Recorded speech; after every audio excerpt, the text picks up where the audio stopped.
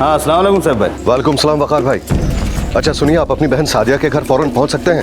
सब खैरियत तो है ना साहब भाई?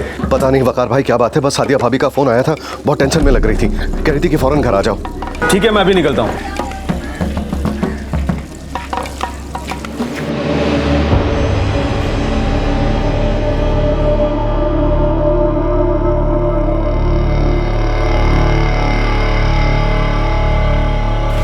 सादिया भाभी, सादिया भाभी,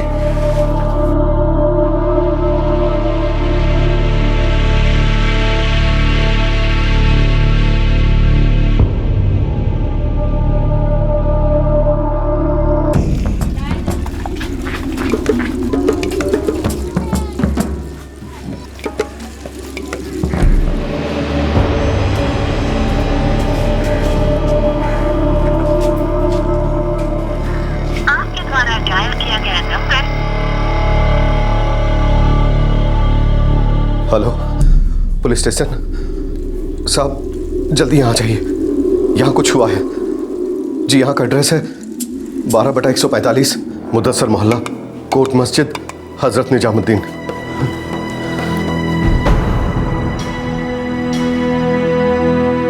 सैफू भाई, ये सब क्या हो गया? सादिया, सादिया भाभी, सादिया भाभी,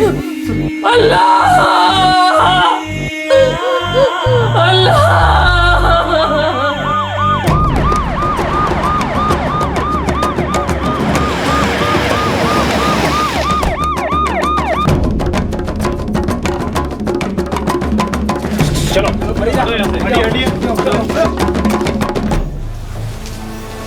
कौन था ये? सब मेरे सगे बड़े भाई मोइनुद्दीन शेख, इनके शौहर, इनका नाम सादिया शेख। सादिया मेरी छोटी बहन है, मेरा नाम वकार है। तुम्हारा नाम? जी सैफुद्दीन शेख साहब, मैंने ही आपको फोन किया था। यानी लाश को सबसे पहले तुमने ही देखा था?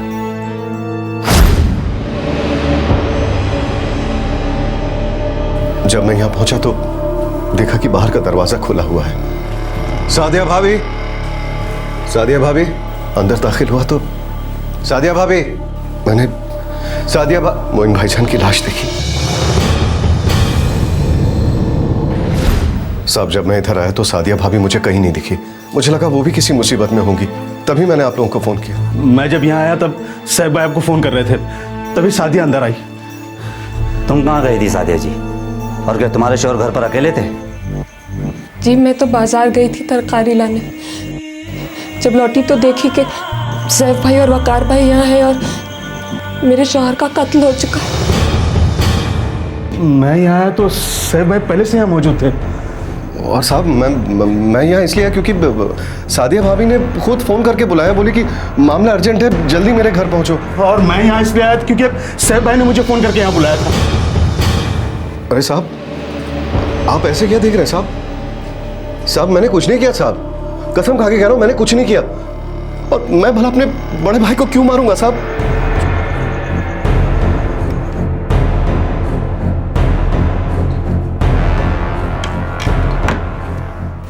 सर गला कटा गया है, पर आसपास कोई हथियार नहीं मिल रहा है जिससे मर्डर हुआ हो। तुम तुरंत फॉरेंसिक टीम को बुलवाओ, घर का कोना कोना छान मारो और उसके बाद लाश को पोस्टमार्टम के लिए भिजवाओ। सर। और हाँ, इन तीनों को, सादिया, वकार, सैफ, इन्हें भी पुलिस स्टेशन बुलवाओ। ये लोग जरूर कुछ छिपा रहे हैं। पीड़ित का छोटा भाई सैफुद्दीन बौखला गया था क्योंकि उसकी भाभी सादिया और सादिया का भाई वकार उस पर उंगली उठा रहे थे, इशारा कर रहे थे कि शायद सैफुद्दीन ने ही अपने भाई मोइनुद्दीन का कत्ल किया है। मौका वारदात पर सबसे पहले सैफुद्दीन पहुंचा। उसके हिसाब से मोइनुद्दीन की लाश वहां पड़ी थी। अब सवाल यह था कि इन तीनों में से झूठ कौन बोल रहा था और कातिल कौन था, और ये कत्ल हुआ क्यों था?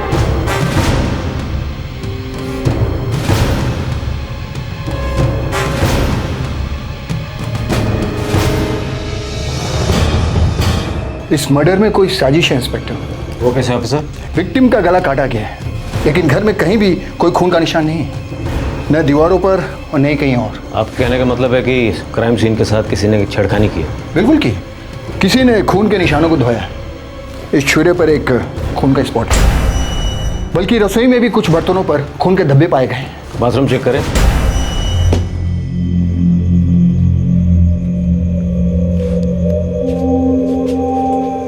किसी ने सबूतों को धो डालने की कोशिश की है। ये देखिए, इसे ताज़ा ताज़ा सुखाने के लिए रखा गया है।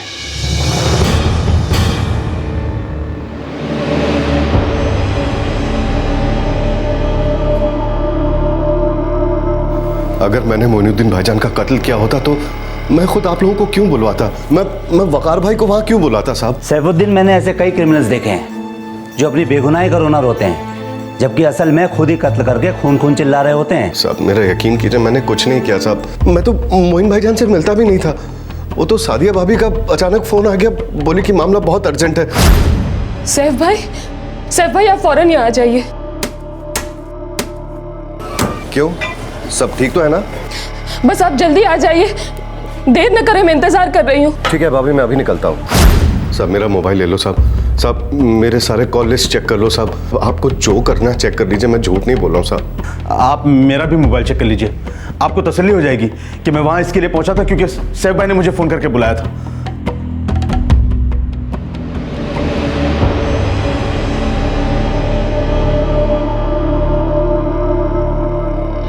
अपना मोबाइल दो।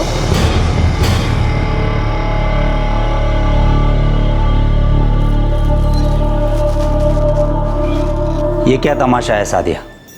पहले तुमने अपने देवर को फ़ोन किया, फिर तुम्हारे देवर ने तुम्हारे बड़े भाई साहब को फ़ोन किया, फिर उन दोनों को तुम्हारे घर में से तुम्हारे पति की लाश मिलती है। क्या बात है जो तुम छुपा रही हो? क्या तुमने अपने पति का कत्ल किया है?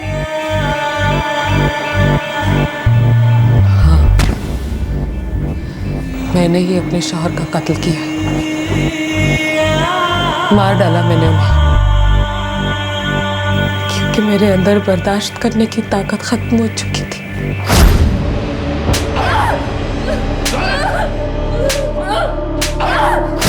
तेईस साल साहब, पूरे 23 साल मैं उसकी हैवानियत का शिकार होती रही। फिर एक टाइम आया, मुझे कुछ करना ही पड़ा। 23 साल बाद ऐसा क्या हो गया जो तुम्हें अपने पति का कत्ल करना पड़ा? अगर मैं उन्हें नहीं मारती तो वो मुझे मार डालते।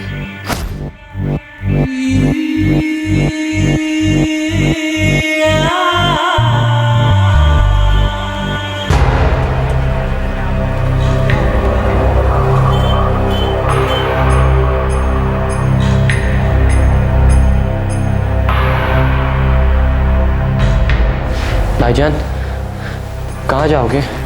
कुछ तो सोचा होगा। पता नहीं। ये रख ले और यहीं रहना। अम्मी का ख्याल रखना यहाँ रहकर। और आप भाईजान? मैं कर लूँगा।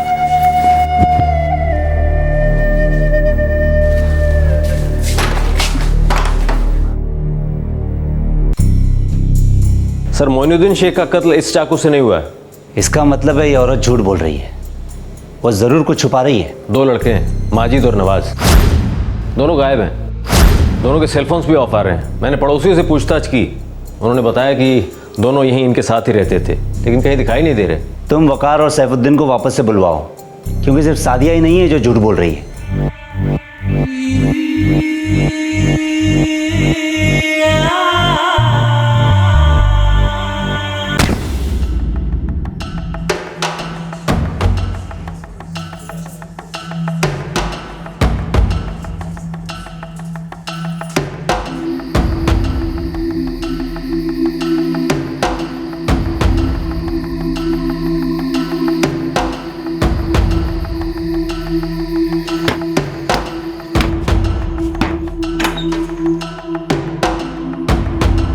लड़कों की जिंदगी पड़ी है सामने, उन्हें बड़ा करना है, पढ़ाना है। आपकी ये शराब की आदत कैसे होगा बताइए? तू चला रही है घर। साला थके मांदे घर पे आओ, 2 रोटी भी सूखी नसीब नहीं होती। मटन गोश्त की तो बात ही छोड़ो, कभी दाल भी नहीं बनती। कसाई गोश्त मुफ्त में नहीं देता है, ना ही उधार पे। सब्जी वाला भी पैसे मांगता है जो मेरे पास तो कभी होते नहीं है। तो कैसे चलाऊं घर? है कोई जवाब?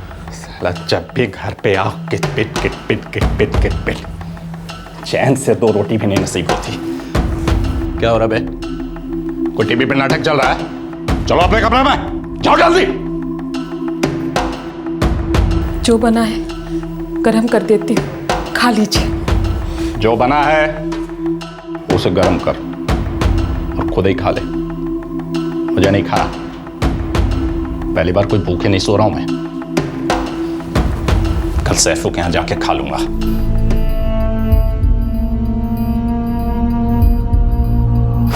साहब, मुझे मालूम था कि मेरा भाई ना अच्छा बाप था और ना ही अच्छा शौहर। फिर 23 साल क्यों इंतजार किया तुम्हारे भाभी ने अपने शौहर का गला काटने के लिए? यही बात तो मेरी समझ में भी नहीं आ रही है साहब।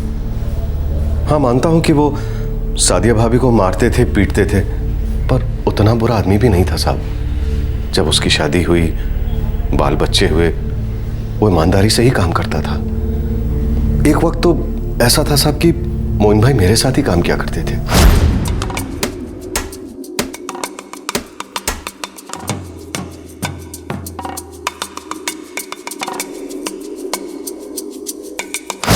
यही कोई 12 साल पहले की बात है साहब। मोइन भाई ठीक ठाक काम कर रहे थे, फिर पता नहीं कैसे उन्हें शराब की लत लग गई। पहले तो बस एक आधी पिया करते थे।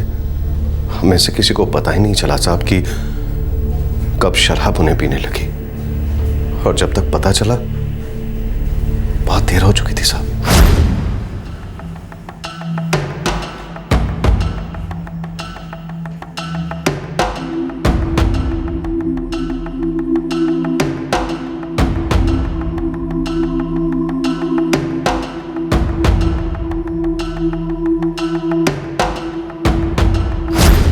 पिछले कुछ सालों में साहब वो घर पर कम और शराब के ठेके पर ज्यादा होते थे।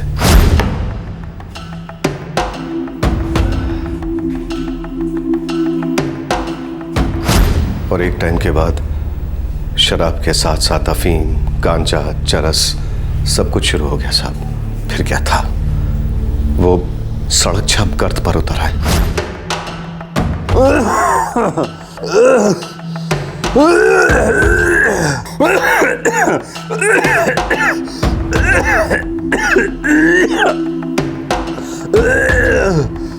क्या हो गया या अल्लाह, क्या हो गया? इतना क्यों खांस रहा है? हाँ? क्या हुआ अम्मी? तेरे अब्बू की तबीयत बहुत खराब है। तू नवाज को फोन लगा। हाँ अम्मी, हम हाँ नवाज, तेरे भाई माजिद का फोन है घर से। हाँ, तो और कितना मरेगा साला? जितनी जल्दी मरता हम सबके लिए अच्छा। नहीं, कुछ करने की जरूरत नहीं। ये नवाज के अपने बाप से नफरत करता था? अपनी अम्मी से बहुत प्यार करता था साहब। उससे उसकी माँ की जिल्लत, वो मारपीट, वो दर्द, ये सब बर्दाश्त नहीं होता था। महज 14 साल की उम्र में ही वो काम पर लग गया। क्या करता था? सादिया भाभी के भाई वकार भाई के होटल में काम करने लगा। मतलब वकार भाई ने ही नवाज को काम पर लगा दिया। नवाज के पैसे से ही घर चलता था। कम से कम सादिया भाभी और छोटे माजिद को 2 वक्त की रोटी मिल जाती थी साहब। और मोइनुद्दीन, उसकी कोई परवाह नहीं थी नवाज को? साहब, वो सिर्फ अपनी अम्मी की वजह से अपने बाप को बर्दाश्त करता था, क्योंकि सादिया भाभी को उम्मीद थी कि मोइन भाई शायद कभी सुधर जाए।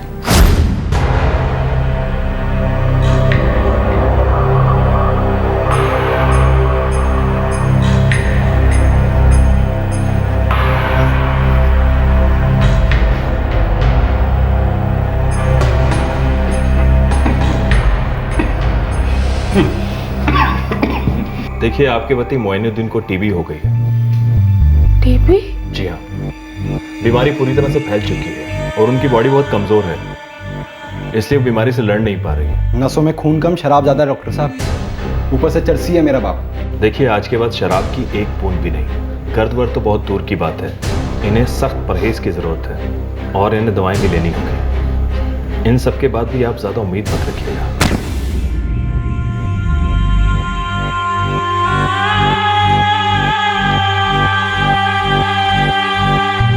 नवाज, 1000 दे दो बच्चा। माजिद, तू जाके ये दवाई खरीद ला। हम तुझे गेट पे मिलते हैं अब्बू के साथ, वहाँ से रिक्शा कर देंगे। हाँ जी अम्मी।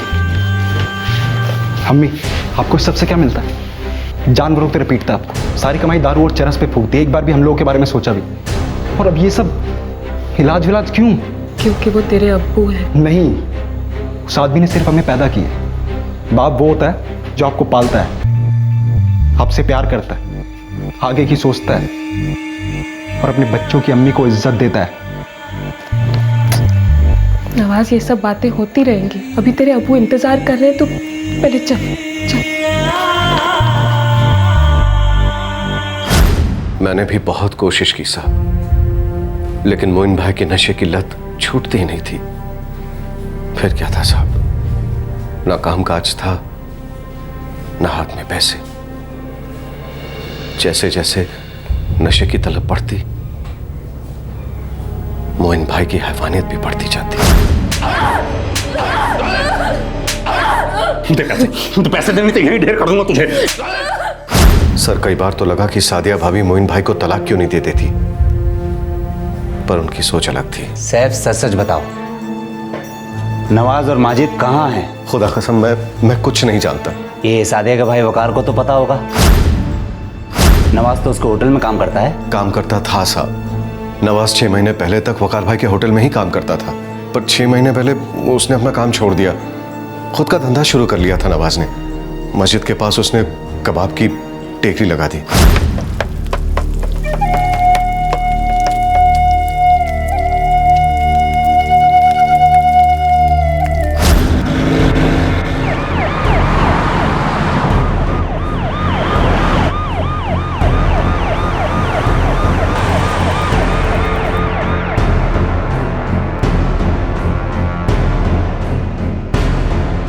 हाँ साहब, दुकान तो बंद है और किसी को कुछ नहीं मालूम। तुम्हें क्या लगता है कैलाश? सर, मैंने नवाज और माजिद की तस्वीरें सभी पुलिस स्टेशन में भिजवा दी है और खबरियों को भी काम पर लगा दिया है। पर वो दोनों लड़के फरार क्यों होंगे जब उनकी माँ खुद अपना जुर्म कबूल कर रही है, जब वो कह रही है कि उसी ने अपने शौहर का खून किया है? जाहिर है उनकी माँ ने ये खून नहीं किया। देखो सादिया, सबसे पहले तो तुमने अपने शौहर के खून का इल्ज़ाम अपने देवर पर ढकेलने की कोशिश की, जिसमें तुम नाकाम रही। और हम ये भी जानते हैं कि तुमने अपने घर में चाकू से, ज़मीन से और यहाँ तक कि दीवारों से भी खून के धब्बे धोए हैं, पर उस कोशिश में भी तुम विफल रही, क्योंकि तुम अपने शौहर की लाश को तो छुपा नहीं पाई, लेकिन अब भी तुम ज़रूर कुछ न कुछ छुपा रही हो। कुछ नहीं छुपा रही हूँ साहब, यही सच है कि मैंने अपने शौहर का खून किया है। 23 साल की मारपीट, गाली गलौज, भूखे पेट सोना, अपने ही बच्चों के सामने तौहीन होना और उसके बावजूद अपने शौहर की फिक्र करना, क्या था वो? सादिया, हम अच्छी तरीके से जानते हैं कि तुमने अपने शौहर का कत्ल नहीं किया है, और जिसने भी किया है तुम उसे अच्छी तरीके से जानती हो। केस की शुरुआत से ही पुलिस को सादिया के बयान पर शक था। यह नामुमकिन लग रहा था कि 23 साल तक अपने पति के हाथों से अत्याचार सहने के बाद उसने उसका कत्ल कर दिया, और वो भी उसका गला काटकर। ऐसा नामुमकिन क्यों लग रहा था? क्योंकि हिंदुस्तानी औरतों में ऐसा बिहेवियर बहुत कम पाया जाता है। ज्यादातर औरतें हर दर्द का घूंट पी लेती हैं, सालों साल लाचारी के निवाले निकलती रहती हैं। सादिया के 2 बेटे थे, नवाज और माजिद, जो उससे बहुत प्यार करते थे, उसकी परवाह करते थे। उन्हें अपने शराबी और ड्रग एडिक्ट पिता के प्रति कोई सम्मान नहीं था, कोई स्नेह नहीं था। अगर कुछ था तो भयंकर गुस्सा और आक्रोश। बड़े लड़के नवाज की समझ के बाहर था कि आखिरकार उसकी अम्मी इस शैतान को क्यों झेल रही है।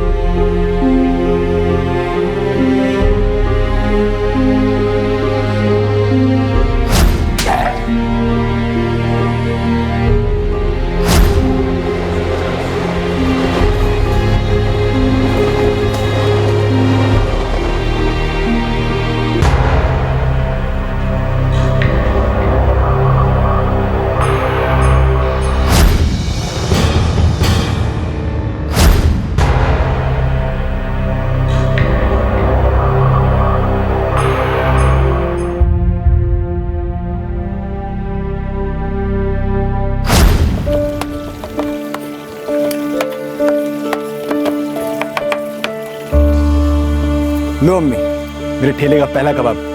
माजिद, तू भी खा। अल्लाह मियाँ तुम्हें खूब बरकत दे, तरक्की दे। इंशाअल्लाह अम्मी, सब अच्छा होगा। बस कुछ दिनों की बात और है, अच्छा पैसा बचा लो, इसके बाद माजिद को हम सऊदी भेजेंगे काम पर। ये अकेला कैसे जाएगा वहाँ? अरे अम्मी, अब ये बच्चा नहीं रहा, इसकी अच्छी नौकरी की सेटिंग करा दूंगा और जैसे ही बड़े नोट कमाएगा और बड़ा होता जाएगा। हाँ अम्मी, मैं जा सकता हूँ, मैं हर काम कर सकता हूँ। आखिरकार मुझे भी तो भाईजान की तरह कुछ करना है। अम्मी, मैं मामू जान के होटल पे कस्टमर मिला था, वो ना सऊदी में काम करता था। उसने मुझसे वादा किया है वो इसकी पक्की नौकरी लगवाएगा। उसका नंबर सब है मेरे पास। नवाज मेरी जान, तू इतना बड़ा कब हो गया रे? बस अम्मी, एक बार माजिद सेट हो जाए उसके बाद मैं आपको हज कराऊंगा। इतने सालों में आपने जितने बुरे दिन देखे सब भुला दूंगा।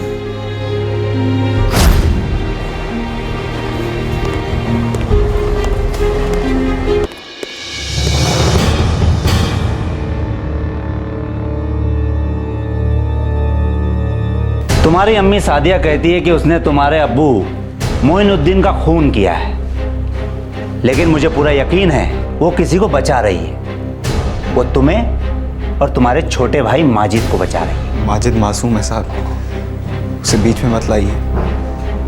अब्बू का खून मैंने किया।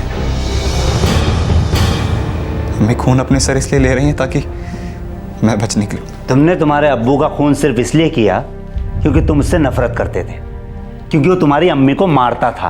हाँ साहब, मेरे पल्ले नहीं पड़ता था कि मेरी अम्मी उस गंदे और घटिया आदमी के साथ अपनी जिंदगी क्यों काट रही, जबकि उसे सिर्फ एक ही चीज की परवाह थी, उसका नशा।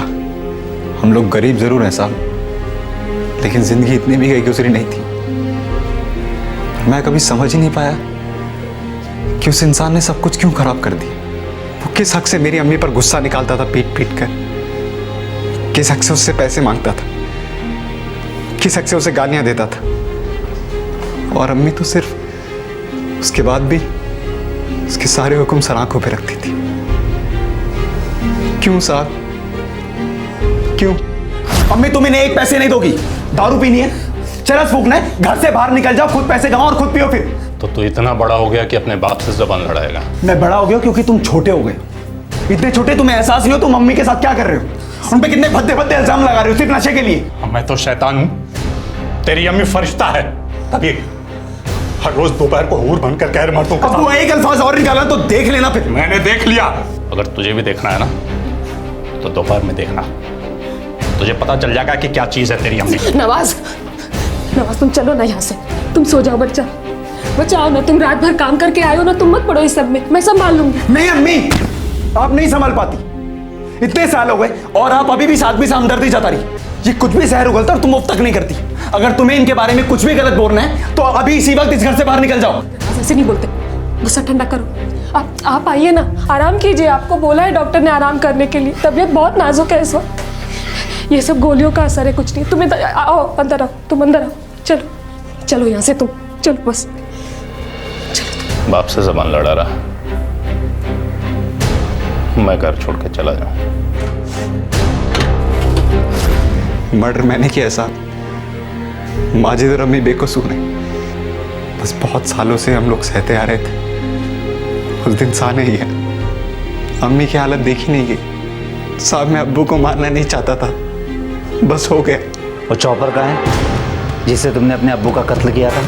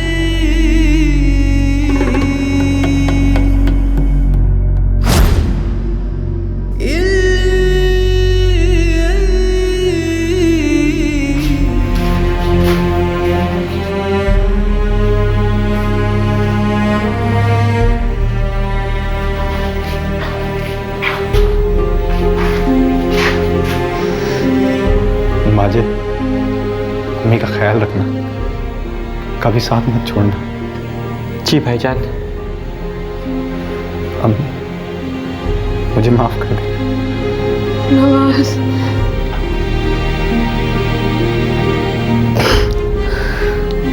नवाज पर उसके पिता का कत्ल करने के चार्जेस लगे हैं। फिलहाल वो पुलिस कस्टडी में है। नवाज अपनी मां को बचाना चाहता था और इस चक्कर में उसने अपने पिता को मार डाला, लेकिन उसने जो किया वो एक जुर्म था, संगीन जुर्म। लेकिन जो सादिया के साथ हो रहा था, क्या वो कम संगीन था? हर रोज तिल तिल कर, तड़प तड़प कर किश्तों में मारा जा रहा था उसे, टॉर्चर हो रहा था उस पर, और साथ में सादिया के दोनों मासूम बच्चों के बचपन का कत्ल हुआ था। क्या वो कम संगीन था? शराब की लत, ड्रग एडिक्शन, ये मानो हर केस में ना सिर्फ एडिक्ट को खत्म कर देता है, बल्कि उसके पूरे परिवार को कुचल कर, जलाकर राख कर देता है। नशे की आग तबका नहीं देखती, जात पात, ऊंच नीच, अमीर गरीब कुछ नहीं देखती, बस जो लपेटे में आता है उसे फूंक देती है। ये आग अचानक नहीं भड़कती, शुरुआत होती है एक चिंगारी से। वो एक आध बार पीना, वो एक आध चिलम, रिलैक्स करने के लिए, टेंशन मिटाने के लिए, थकान मिटाने के लिए। 2 पल का नशा मानो सारी तकलीफों पर धुएं की चादर बिछा देता है, और फिर इंसान इस चादर के बिना रह नहीं पाता। उसे भ्रम होता है कि नशा उसकी सारी तकलीफों को दूर कर देता है। ये चिंगारी धीरे धीरे भड़कती है, फिर आग बनने लगती है, लेकिन आग फैलने के हर पड़ाव पर यह दस्तक जरूर देती है कि बर्बादी होने को है। दुर्भाग्यवश शहरी जिंदगी के शोर शराबे में ये दस्तक सुनाई नहीं देती, और फिर बहुत जल्द बर्बादी दिखाई देती है। क्राइम पेट्रोल के मंच से हम अपने सभी दर्शकों से आह्वान करते हैं कि अगर आप खुद नशे के शिकार हैं या आपके इर्द गिर्द कोई नशे की लत में डूबा हुआ है, तो आपके लिए मदद उपलब्ध है। कई संस्थाएं हैं, कई अस्पताल हैं, ट्रीटमेंट्स हैं जो नशे की लत से लड़ने में आपकी मदद कर सकते हैं। लेकिन वो पहला कदम, वो हिम्मत वाला कदम हमें ही लेना होगा। अपने आप कभी कुछ ठीक नहीं होगा, और दुनिया का कोई भी नशा आपकी किसी भी प्रॉब्लम को सॉल्व नहीं कर सकता है, बल्कि नई प्रॉब्लम्स ही खड़ी कर सकता है। हमारे आज के एपिसोड की दूसरी कहानी।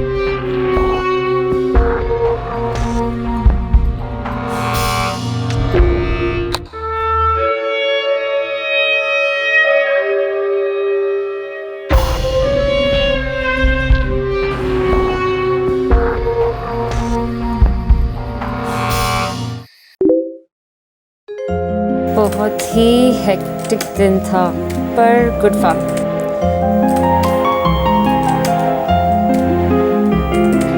पूजा, पापा ऑनलाइन है क्या? कह गए थे सिंगापुर पहुंचते ही कॉल करेंगे।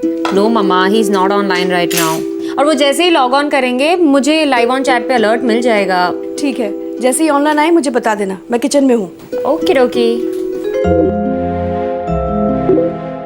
पूजा, दिन की शिफ्ट मांगना, तुझे बहुत मिस कर रही हूँ यार। ओए होए। मम्मा जल्दी आओ, पापा ऑनलाइन है। ए पूजा, क्या हो रहा है?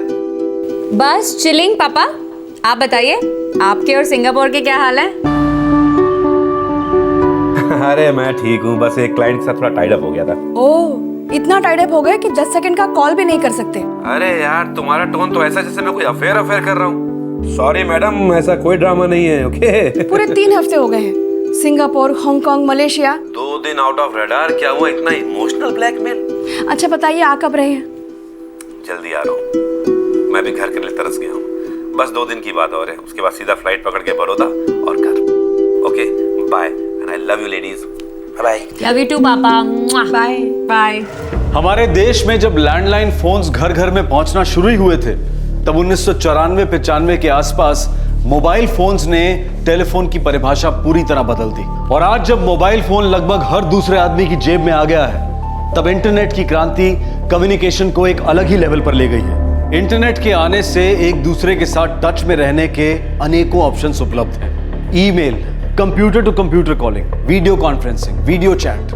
हर रोज नए नए एप्लीकेशंस दूरियां घटा रहे हैं, दुनिया सिकुड़ती जा रही है, और सोशल नेटवर्किंग साइट्स ने तो समय और लोकेशन दोनों की हर सीमा को पार किया है। जिस तरह से एटॉमिक एनर्जी से बॉम्ब भी बन सकता है, उसी तरह इंटरनेट कई गंभीर, घातक और घटिया इरादों के लिए भी इस्तेमाल होता है। ई क्रिमिनल्स बिना चेहरे के अपराधी होते हैं। उनकी हैरेसमेंट करने की टेक्निक्स हाईटेक होती हैं और उन्हें बेनकाब करना बेहद मुश्किल।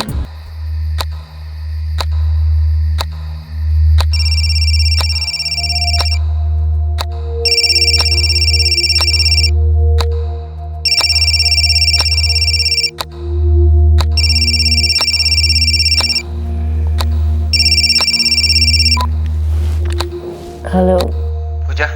हाँ कौन बोल रहा है? पूजा।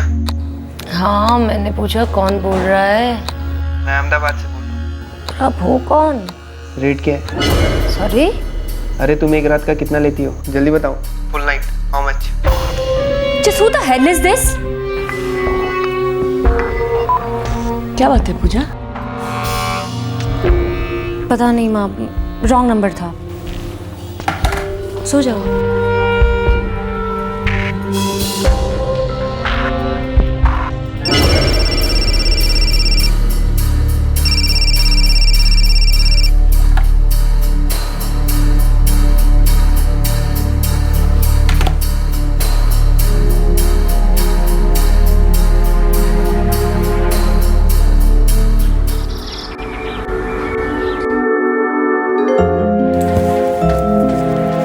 बाय मम्मा। बेटा सीधे घर आना। ऑफ कोर्स मम्मा, पर 8 बज जाएंगे। हाँ चलो बाय।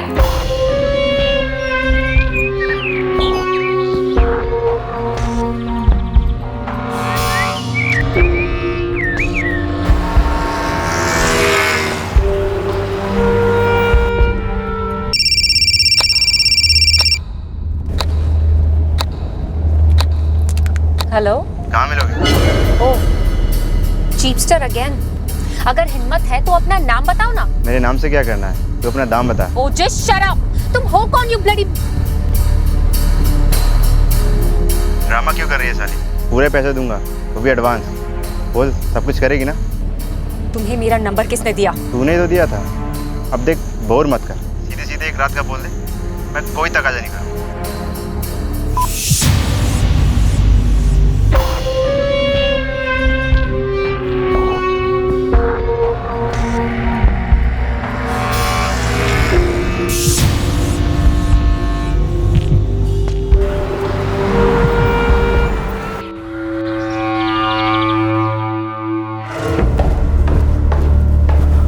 साहब आपका tiffin. Oh thank you. Baba college गए? वो अभी उठे हैं।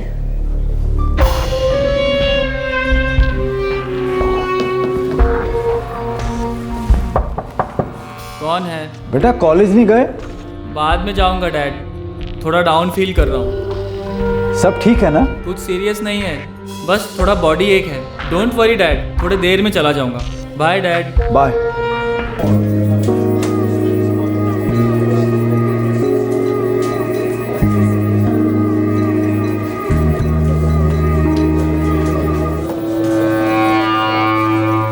Hey, Pooja, day shift. Nice.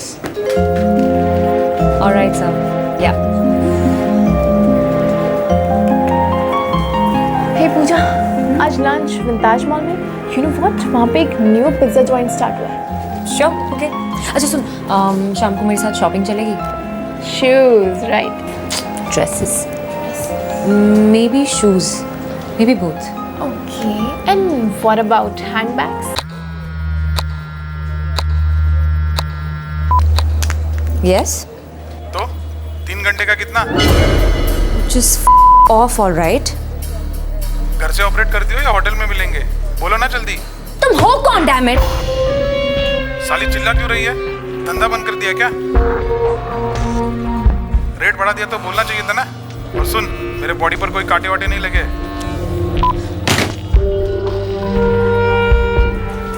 What happened?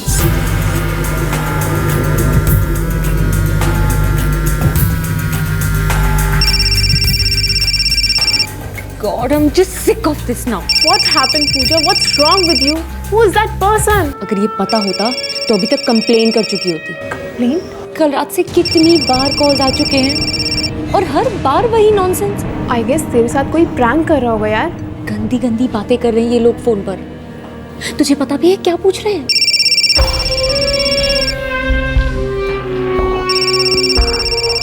इन्हें लग रहा है कि मैं प्रोस्टिट्यूट हूँ, call girl. This can't be a prank यार। गंदी चीप बातें, भद्दे प्रस्ताव। एकाएक पूजा के फोन पर कॉल्स की बौछार हो रही थी। अलग अलग जगहों से अलग अलग नंबर्स, सबके वही सवाल थे, कब और कहां मिलोगी और कितना चार्ज करोगी। देखते ही देखते पूजा को ढेर सारी ऐसी इंक्वायरीज आने लगी। पूजा बहुत डिस्टर्ब रहने लगी, वो इस सिचुएशन को हैंडल नहीं कर पाई।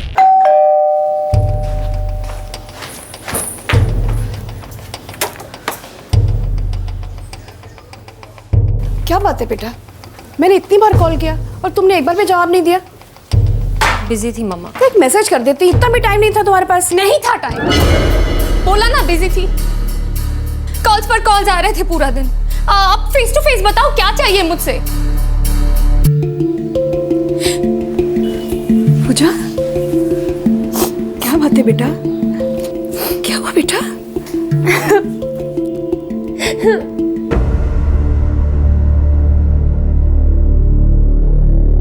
फोन साइलेंट पे करने से फोन आने बंद तो नहीं होंगे और ना ही तुम्हारा डिस्टर्ब होना बंद होगा। और मैं ये नंबर चेंज भी नहीं कर सकती मम्मा। पिछले 4 साल से यही मेरी पहचान है।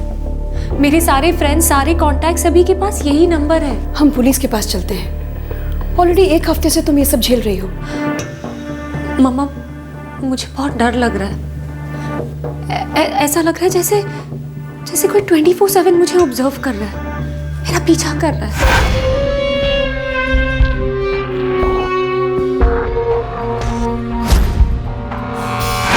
एक क्रीपी सी फीलिंग हो रही है, कहीं मन नहीं लग रहा, बस एक डर बढ़ता जा रहा है।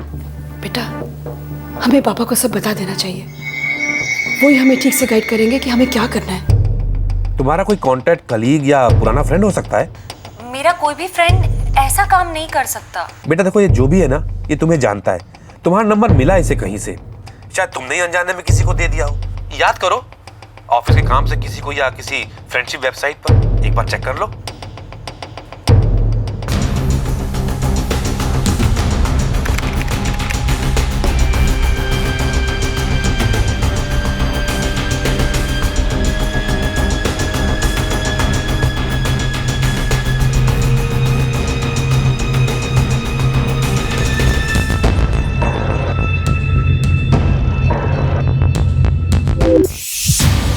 नहीं पापा, मेरा सिर्फ एक फ्रेंड्स बुक अकाउंट है जो मैंने अभी चेक किया।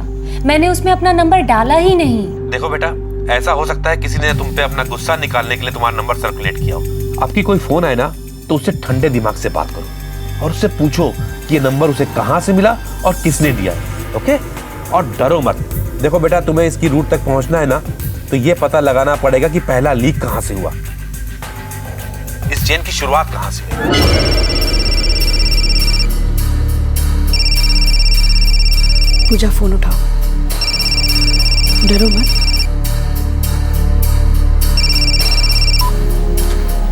हेलो, फ्री हो? मिलना है तुमसे। पूजा है ना तुम्हारा नाम? हाँ। क्या मैं जान सकती हूँ आप कहाँ लोकेटेड है? सूरत में, लेकिन बड़ौदा आ सकता हूँ। आपका नाम? रणबीर, ऋतिक, आयुष्मान, जो चाहे वो पिक करो, लेकिन मुझे तो पूजा ही अच्छा लगता है। तो बोलो, कल फ्री हो? डिपेंड करता है। पैसा जो बोलोगी वो, उसकी टेंशन ना लो। तुम किसके थ्रू आ रहे हो उस पे डिपेंड करता है। मैं समझा नहीं। मतलब तुम्हें मेरा नंबर किसने दिया? किसी ने नहीं दिया यार, फ्रेंड्स बुक के चैट पेज पर तुम्ही ने नंबर पोस्ट किया था उस मैसेज के साथ। Friends book chat message? कैसा मैसेज? ओए यार, टाइम खोटी ना कर, बोलना सीधा सीधा, कब और कहाँ, कितना लेगी।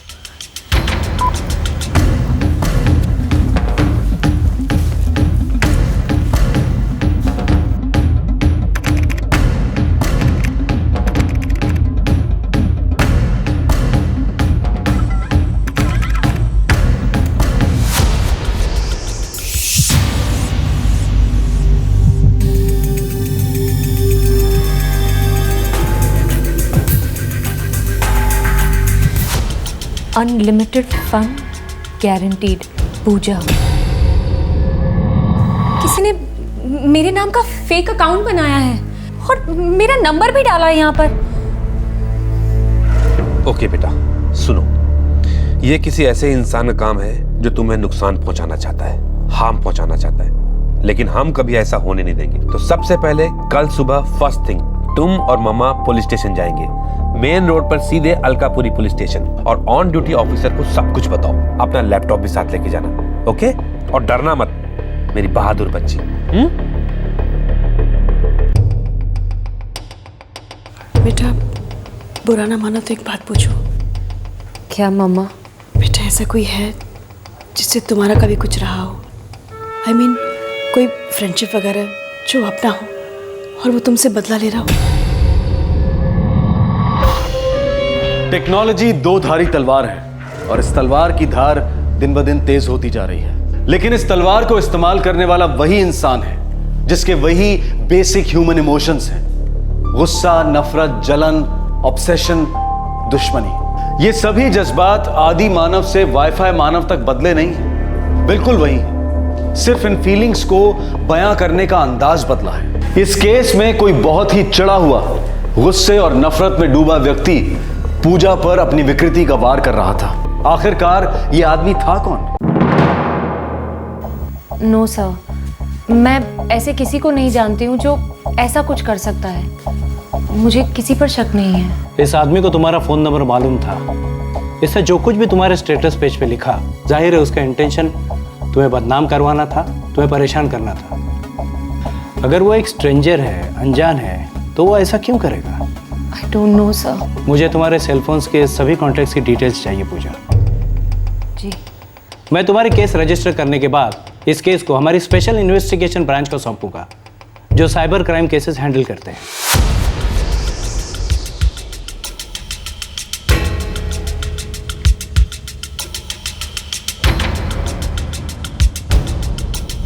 मैडम, पूजा के सेलफोन्स के सारे कॉन्टैक्ट्स चेक कर लिए, उसकी फ्रेंड्स बुक के भी सारे कॉन्टैक्ट्स चेक कर लिए, लेकिन कुछ निकल नहीं रहा।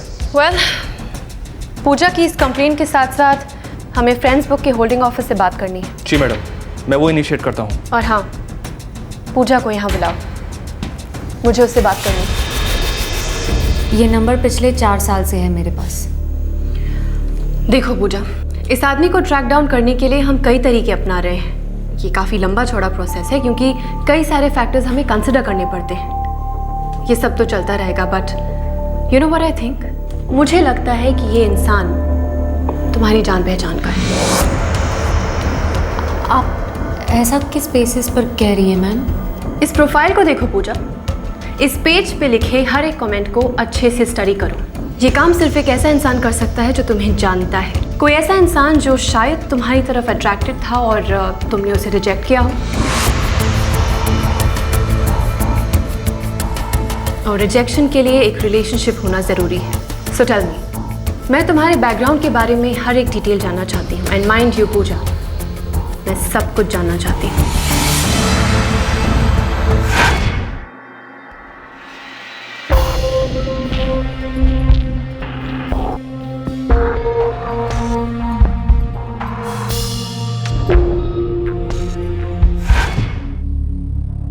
मैंने 12th मॉडर्न कॉन्वेंट स्कूल से किया है। बड़ौदा में?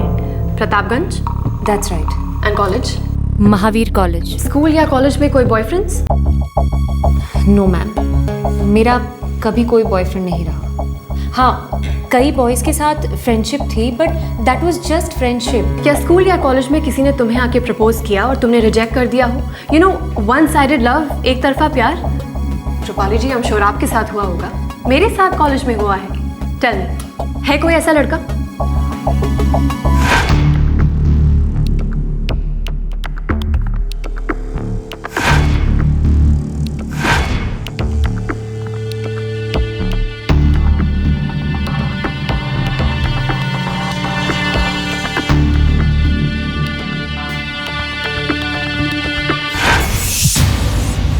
नहीं मैम, मेरे साथ ना ही स्कूल में ऐसा कभी कुछ हुआ और ना ही कॉलेज में।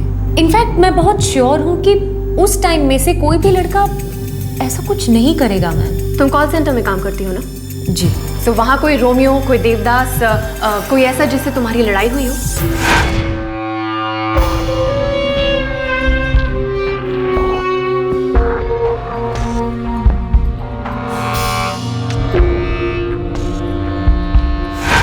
मेरा ऑफिस में तो इनफैक्ट मेरा सबके साथ बहुत ही कूल रिलेशनशिप है। वहाँ पर मेरा किसी के साथ ऐसा कोई इंटरेक्शन कभी हुआ ही नहीं। तुम्हें अपना ये फ़ोन नंबर सरेंडर करना होगा। हमें इस सिम कार्ड की ज़रूरत है। तुम एक नए नंबर के लिए अप्लाई कर दो। एंड रिमेंबर, ये नया नंबर सिर्फ सिलेक्टेड लोगों को देना। लेकिन मैडम, जिस इंसान ने मेरी बेटी के साथ इतना बुरा किया, उसका क्या होगा? बुरा हाल होगा उसका। इस वक्त उसका कोई चेहरा नहीं है, और बहुत जल्द हम उसे बेनकाब कर देंगे।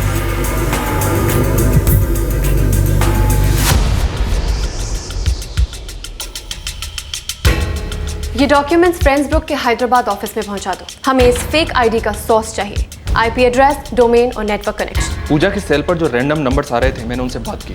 उन सबका कहना है कि पूजा के फेक अकाउंट से उनको फ्रेंड रिक्वेस्ट आया था। आई एम श्योर ये जो कोई भी है जिसने पूजा का फेक अकाउंट बनाया है, ये मेंटली बीमार है। शायद ये पूजा को पहले से जानता हो, या फिर हो सकता है इसने पूजा के करीब आने की कोशिश भी की।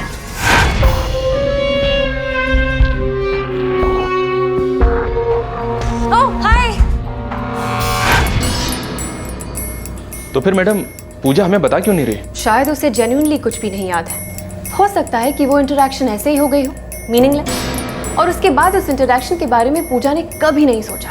पर सामने वाले के लिए पूजा के साथ वो ही इंटरेक्शन उसके दिमाग में घर कर गई हो।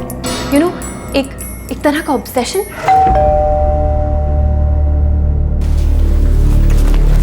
कैसी है पूजा? कुछ ठीक है अब। नो पापा, मुझे ऐसा कोई याद नहीं आ रहा। देखो बेटा, ये वक्त है सब कुछ साफ साफ कहने का।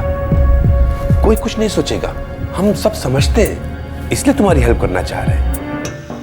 सो प्लीज बताओ, क्या तुम कुछ छुपा रही हो या कुछ नजरअंदाज कर रही हो, इग्नोर कर रही हो?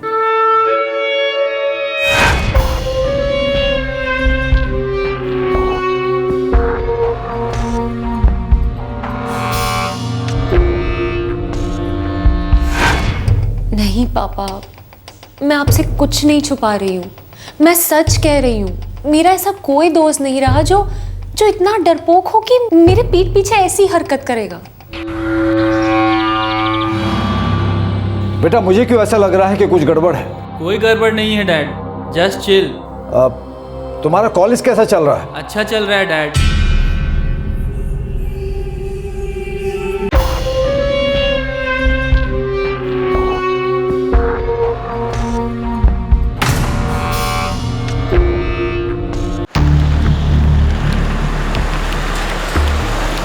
यस मैम, पेपर्स मिल गए, मेरे डेस्क पर ही हैं। हमें क्विक रिस्पांस चाहिए mister Reddy. As soon as possible इस अकाउंट से रिलेटेड आईपी एड्रेस, डोमेन और नेटवर्क कनेक्शन चाहिए। श्योर मैम, मैं इस केस को टॉप प्रायोरिटी पर फॉलो कर रहा हूँ। एक लड़की की जिंदगी तबाह करने पे तुला है ये आदमी। आई मीन, एक सोशल नेटवर्क साइट पे ये टोटली एंटी सोशल एक्टिविटी है। I totally agree with you ma'am. मैंने सारे पेपर स्कैन करके यूएस हेड ऑफिस भेज दिए हैं। आपको इस केस के सारे डिटेल्स उनके मदर सर्वर से मिल जाएंगे। और इस केस को मैंने रेड अलर्ट मार्क कर दिया है। वहाँ की टीम के साथ मैं 24 आवर्स कंटिन्यूस टच में भी हूँ। तो जैसे ही मुझे कुछ डिटेल्स मिलते हैं मैं आपको फॉरवर्ड कर दूंगा। और हाँ, every minute is important. Top priority पे रखिए इस केस को। श्योर।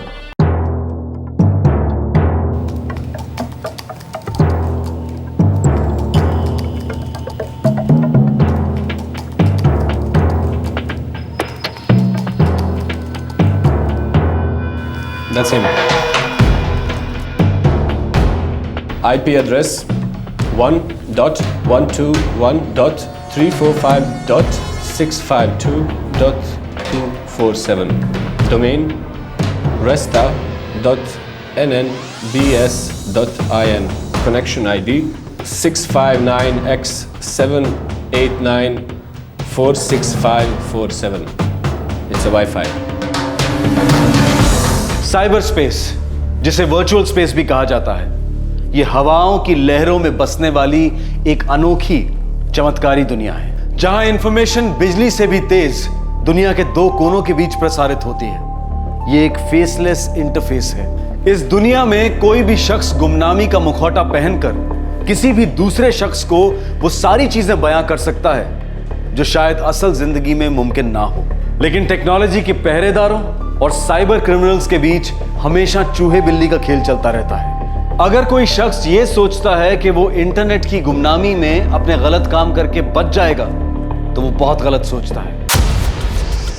मैडम, नेटवर्क कनेक्शन है 659x789465547।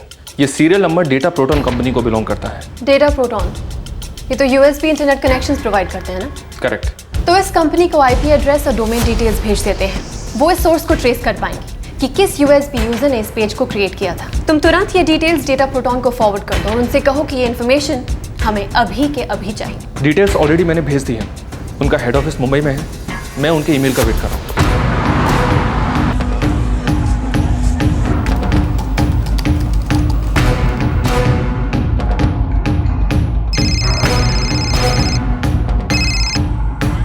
Hello madam, Mrinal here from data communication centre.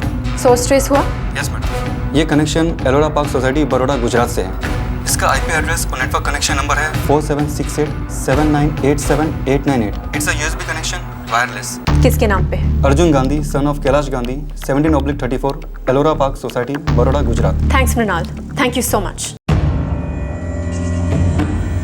हाँ, मुझे लगता है मैं उसे जानती हूँ। मिल गया? हाँ। कौन था? अर्जुन गांधी। कौन अर्जुन गांधी? तुम जानती हो उसे? हाँ। तुम उसे कैसे जानती हो? और तुमने पहले क्यों नहीं बताया?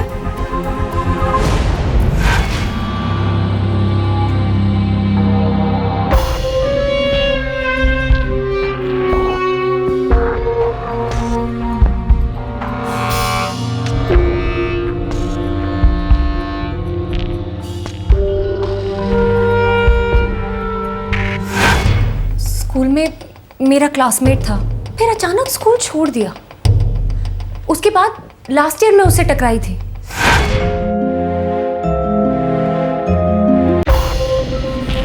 हाय Pooja. Hi. Arjun Gandhi, modern convent school, Nitin के साथ था मैं, पहचाना? Oh yes yes of course Arjun. I am so sorry, मैं पहचान नहीं पाई। Why don't you pull a chair? Oh cool. I am really sorry, I just couldn't place you. और व्हाट्स अप, व्हाट्स हैपनिंग? सब ठीक है, तुम्हें देखकर बहुत अच्छा लगा। Well same here, it's been ages ना। रियली। और आजकल क्या कर रहे हो? Law, government college of law से। तुम स्कूल के बाद महावीर कॉलेज गई, राइट? या। इंग्लिश लिटरेचर से मेजर किया और अब कॉल सेंटर में जॉब कर रही हो, है ना? वाओ, तुम्हें तो सब कुछ पता है। नॉट रियली, बस इतना ही पता है। वैसे आगे क्या प्लान्स है? वेल, कॉल सेंटर का जॉब तो टेम्पररी है, MBA करने का सोच रही हूँ। गुड। बस इतना सा ही इंटरेक्शन हुआ था। हमने टच में रहने की बात की, उसने मेरा नंबर भी लिया, पर उसके बाद कभी कोई बात नहीं हुई। अब मेरी समझ में आ रहा है पापा, वो ना बिल्कुल शाई टाइप का लड़का था स्कूल में। मुझे कभी कभी बात करने की कोशिश करता था, पर मैंने अपनी तरफ से हमेशा पोलाइट फ्रेंडशिप रखी थी। उसे कभी कोई एनकरेजमेंट नहीं दी। इनफैक्ट उसने खुद भी डायरेक्टली कभी कुछ नहीं कहा। I don't believe this. पापा, इसमें मेरी तो कोई गलती नहीं है ना? मैंने कुछ भी नहीं किया था। नहीं बेटा, नहीं, इसमें तुम्हारी कोई गलती नहीं है।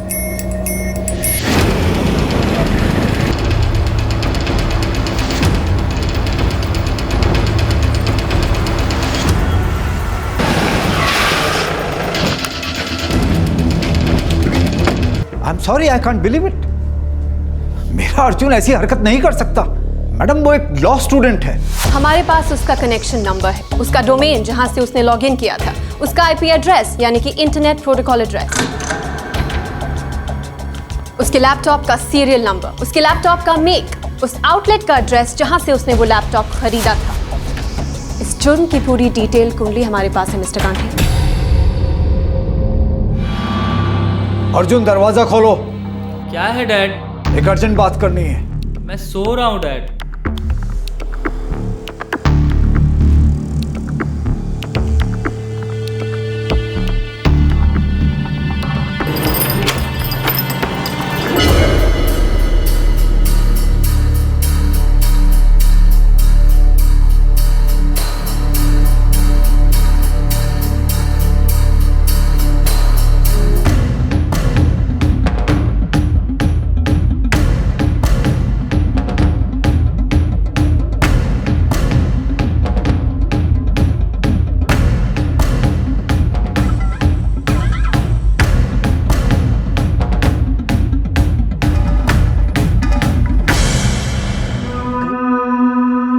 तुम पूजा से ऑब्सेस्ड थे, उसका ख्याल अपने दिमाग से निकाल नहीं पा रहे थे, राइट?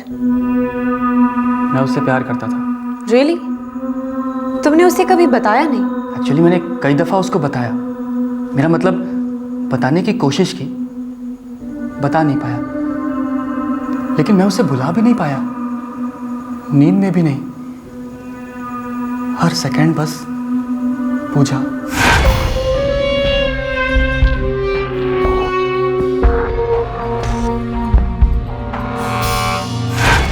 वो फीलिंग्स इतनी स्ट्रांग थी कि मैं उससे बात भी नहीं कर पाता।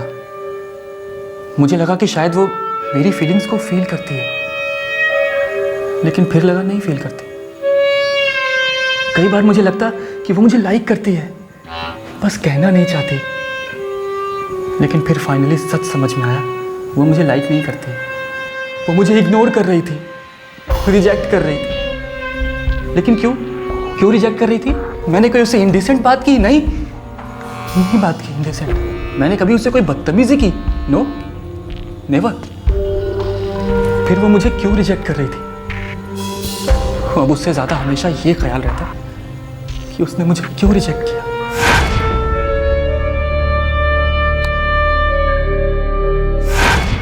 अब गुस्सा तो आएगा ना मैम, किसी को भी आ सकता है। वो मुझे इतना हर्ट कर रही थी और मैं रिटर्न में कुछ नहीं करता। This is unfair, this is totally unfair, है ना?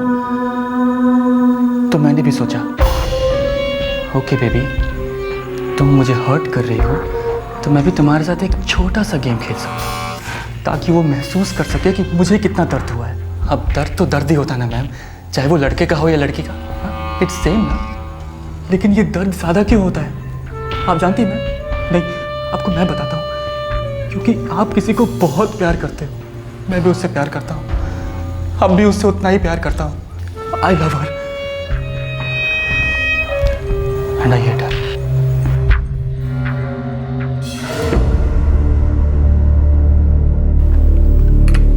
हे पूजा, चिंता मेरा बच्चा, बुरा सपना खत्म हो गया है।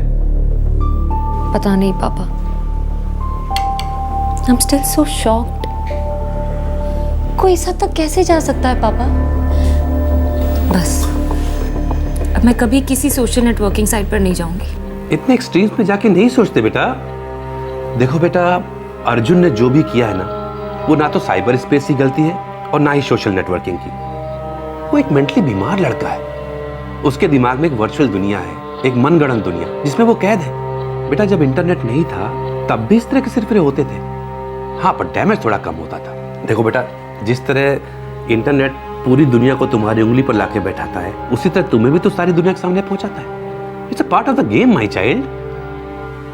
थोड़ा सा सेंसिबली यूज करो तो इंटरनेट किसी जादू की छड़ी से कम नहीं है। पर एक बात याद रखो, ये इंटरनेट और सोशल नेटवर्किंग तुम्हारी जिंदगी का एक हिस्सा हो सकते हैं, तुम्हारी जिंदगी नहीं।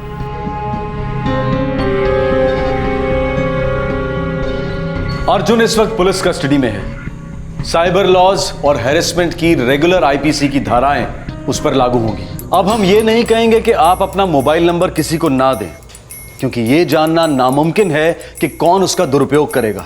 हम ये भी नहीं कह रहे हैं कि दुरुपयोग की संभावना को कम करने के लिए आप अपना फोन नंबर चेंज करते रहें, और ना ही हमारा मकसद इंटरनेट और सोशल नेटवर्किंग को एक विलन के रूप में पेश करना है। सोशल नेटवर्किंग साइट्स पर अगर हम थोड़ा गौर करेंगे तो हम पाएंगे कि हर स्टेटस अपडेट, हर चैट कॉन्वर्सेशन दस्तक देते हैं सामने वाले की मानसिक अवस्था की, उसके विचारों की, उसके इरादों की। ऐसे कई लोग हैं जिनसे रियल लाइफ में आप मिलें तो उनसे 2 शब्दों से ज्यादा बात नहीं होगी, लेकिन ऑनलाइन घंटों बातें होती हैं। ये प्लेटफॉर्म बेशक लोगों को खुलने में मदद करता है, पर अहम सवाल ये है कि हमें लोगों के साथ कितना खुलना चाहिए। आप अपनी रोजमर्रा की जिंदगी की ढेर सारी डिटेल्स पोस्ट करते हैं, अपनी प्राइवेट और पर्सनल फोटोग्राफ्स और होम वीडियोस पोस्ट करते हैं, लेकिन आपके 200, 400 या 2000 ऑनलाइन फ्रेंड्स में से कौन आपकी जिंदगी के लाइव टेलीकास्ट को किस नजरिए से देख रहा है, इसका अंदाजा आप कभी नहीं लगा सकते। जब तक देख रहा है, पढ़ रहा है, तब तक सब ठीक है, लेकिन जब वो फ्रेंड